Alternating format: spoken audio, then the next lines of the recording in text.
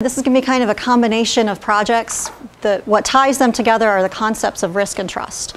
And so what I'll get into is talking about risk and trust using two different data sources, two different populations, but they give us different dimensions of thinking about risk and trust related to the development of Marcellus. Okay, so there we go. So what I'm going to do is to talk a little bit about the research itself, some of the methods that we used, a background, give a little bit more detail about where and how many and all of that sort of thing. And then I'll jump right into talking about risk perceptions. What's at risk? So when we think about people's perceptions of risk related to Marcellus, is it just the problem of water? Is it the problem of community? Is it what's at risk? What are people worried about? And then what are the dimensions of those risks? It's not just a straight number that people are thinking about. There's lots of dimensions of the way that we think about risk. And so what are some of those dimensions that are at play here in the Marcellus? And then I'll talk a little bit about trust, kind of why it's important, why we think about it, how it relates to the risk perception, and then give some of the results related to trust in some of the main institutions, the organizations and agencies at work in the Marcellus. And then I'm going to try to tie them together with some of the data analysis that we're currently working on. And I should mention, I want to keep this pretty informal, so if you have questions or things you want to throw in, feel free to do so. We'll try to make sure that we don't go over our time if we do that. Okay, so all right, so here we go. The projects that I'm going to talk about there are two main research projects. Let me get out of your way. How far can I go? Okay. So the first, the one that Margaret mentioned, the community impacts of case studies, was an internally funded project. Started in 2009, but also carried over into 2010 as we found some additional funding to add some more counties. The second project, the community satisfaction and change, is a household survey that we conducted, and both of those projects asked about risk and trust. The goals of all of the projects, one, were to think about what happened, what were the conditions before the boom or at the early stages of the boom that we can use for baseline comparison over time as the play develops in 3 years, in 5 years, in 10 years. How have these places changed over that time period? To document some of the things that are happening at the early stages, because some of the early stages are known to be some of the most dramatic, some of the most impactful. How are people experiencing those changes that are happening in their community at that early stage? And then think a little bit about how that varies across the region. So the southwest part of Pennsylvania, the northern tier of Pennsylvania, and then also New York with its sort of unique policy environment. And then again, the risk and trust, I'll get to that in a second. And then a final component of these two projects I'm not going to talk about is how people are responding. How do those perceptions of the risk affect what they're doing, the actions that they're taking, both as individuals or in concert with other people around them. So the case study counties, I'm not going to, there it is. So the ones in red are the three that we have data, and they'll be talking about. The other one is right up there, and I'm going to pronounce it wrong because I always pronounce it wrong. Steuben, I think is how you say it. The ones in blue are the additional counties that we were able to receive funding to do, but we don't have all that data analyzed yet, so I'm not going to be talking about those counties today. So the completed ones are Washington County, Lycoming County, Bradford County, and Steuben. In the progress are these additional counties that we're going to try to supplement the information we have to get a feel for how things are happening in different parts of the state. This is a comparative design. We wanted to understand the impacts of extractive history. So parts of the state have had a long history of natural gas development.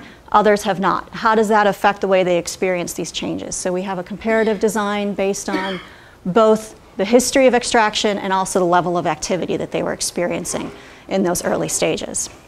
We had about a total of 71 interviews across the 4 counties, roughly 16, 17, my math's not great right now, in each county.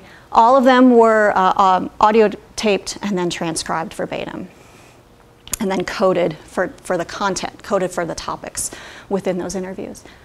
The household survey, kind of switching gears a little bit, the quantitative part of what I'm going to show you, was a survey of 6,000 households, 21 counties, as Margaret said.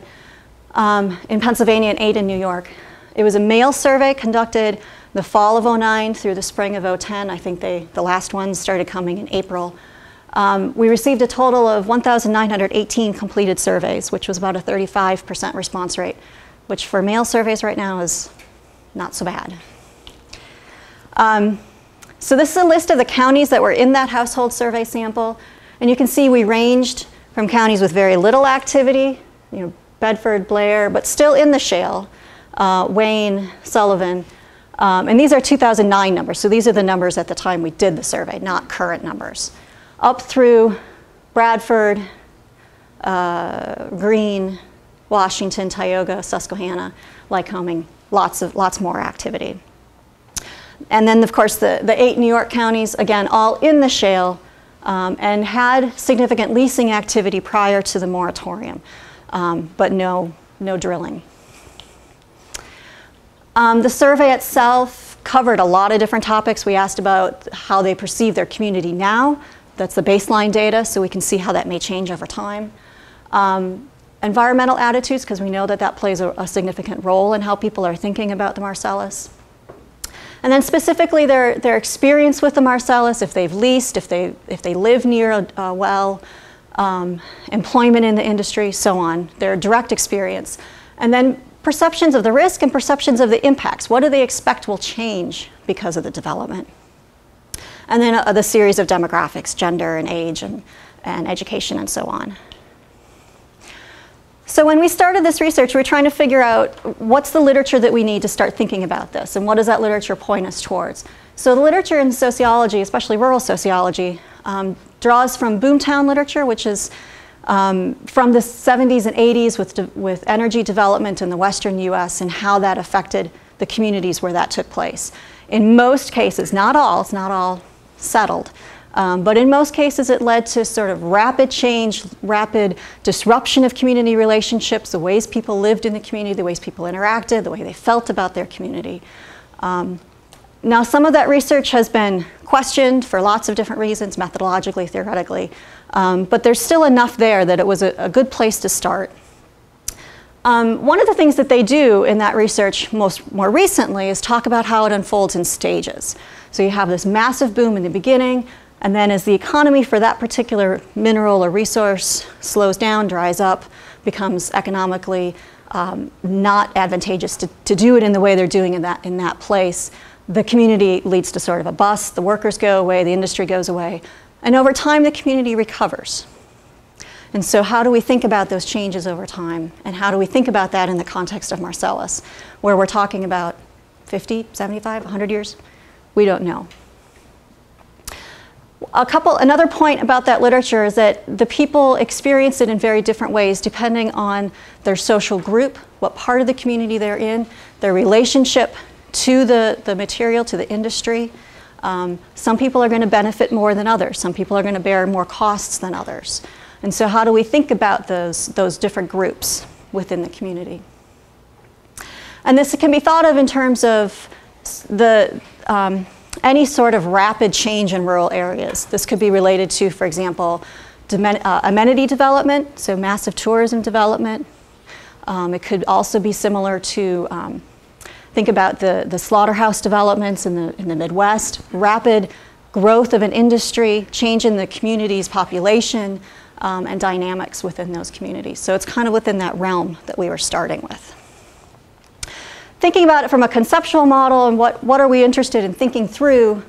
So we're thinking about rapid community change. So new people, in migration, out migration perhaps, changes in the population and who's there, how they react, how they interrelate with other people can change social relationships of the people who live there. It might change the networks that they have.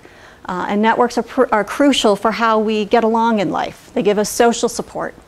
They give us financial support.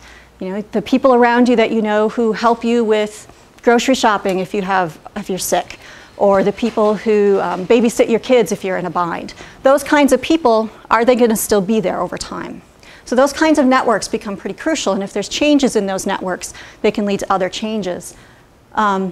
Decreased resources that we might have available, changes in trust, individually and collectively, how we interact with each other over time. can change the amount of trust that we have, the development of that trust. Otherwise, we could think about it in terms of individual and social capital. Are those disrupted in some fashion by these massive changes? And then ultimately thinking about, are people engaged effectively in the communities anymore? Are they engaged with their neighbors, with other people in their community, to move ideas forward, to take action as a group? Does that change? And is that related to increased, so if there's less effective public engagement, there is heightened conflict. This is kind of the negative model. This doesn't include the resiliency, the adaptation component, but it's one of the ways of thinking about how these communities might be changing. So just to think about, when we talk about risk and trust, we're down in here, starting to understand, are the relationships of trust changing? And if so, how does that relate to the changes in the perceptions of the risk associated with the development of the technology? All right. Okay, so thinking about risk, in sort of basic terms, it's a potential for harm, and then the level of that harm that might occur. But that's a limited definition. It's not just that probability. Those perceptions of that risk are based on what you know about the technology, how you feel about the changes that might occur, how scary they are, what they might change in your community or about your life. The evaluation of the person who's giving you that information about risk. Do you trust them? Have they acted in the past in a way that was helpful and clear and transparent?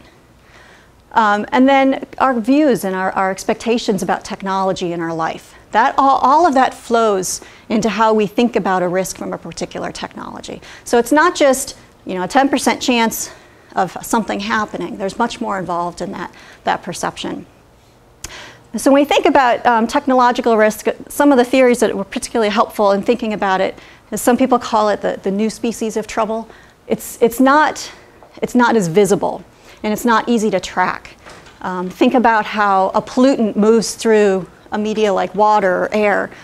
How do we know that it's causing the problems? What's the science behind that? How easy is it to see that connection? How can we trace that and blame someone for that? The technologies that we have are less visible in those terms.